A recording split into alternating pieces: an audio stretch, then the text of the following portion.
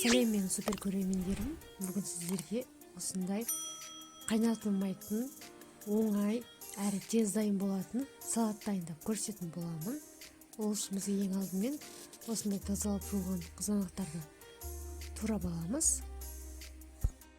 Қызанақтарымызды турап болған соң блендерден өткіземіз, немесе қалауларыңыз бойынша ет тартқыштан өткізсеңіздер де болады. Осылай ұсақтап.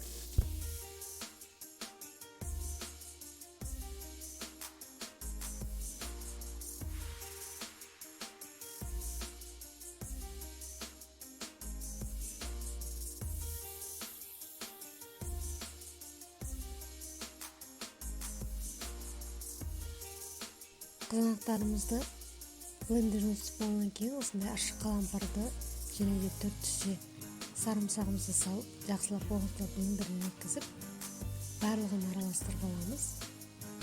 Қалауларыңыз бойынша әскі қоссаңыз да болады. Мен осындай укроп қостым. Укропты майдалап турап аламыз. Татымына қарай тұз саламыз. Сосын бұл салатымыздың ең бір құпия сәті болып, осындай аспиринді ұсақтап аламыз да, бір таблеткасын осылай салып жібереміз.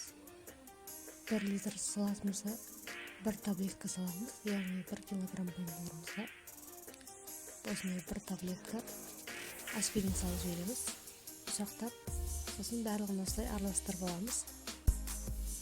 Осылай барлық массамызды араластырып болғаннан соң тазалап жуылған баклажкаға воронка арқылы құйып аламыз. Құйып болғаннан кейін салқын жерге немесе тоңазытқышқа сақтасаңыздар болады.